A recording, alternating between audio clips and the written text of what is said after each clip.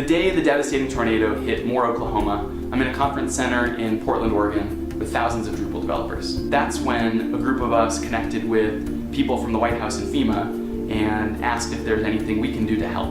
That night, 70 of us got together in a room, and 24 hours later, we launched helpforok.org, a website that connects people who need housing with people who can offer housing and coordinates rideshare.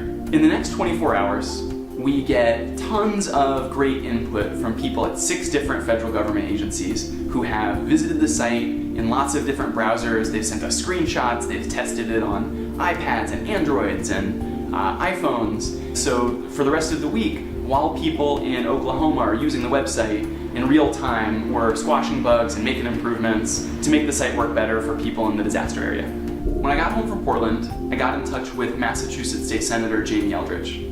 I told him about helpforok.org, and he immediately saw potential in the project. That's when he proposed a national challenge for the upcoming National Day of Civic Hacking. So his challenge was to take the code base we made for helpforok.org and turn it into something that could be reused for future emergency response. What does reusable mean? Senator Eldridge actually came in person to the Boston National Day of Civic Hacking event to explain the challenge to a group of web developers, data analysts, and even a person with 20 years of emergency response experience. The vision that came out of that weekend is that someone should be able to go to Drupal.org, download our code base, and without technical expertise, follow the instructions, and in 15 minutes, be up and running with a website that is customized to their particular crisis, that can connect people who need help with people who can give help, and potentially save lives. The week after the National Day of Civic Hacking, I'm catching up on my Twitter feed, and I realized I've missed some tweets. There's a link to a website that looks just like helpforok.org. There are huge floods going on in Central Europe and Northern Germany,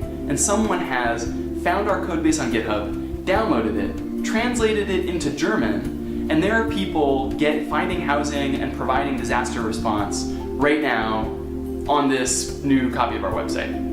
So what's the next step? How do we go from what came out of the National Day of Civic Hacking to an easy-to-reuse finished product?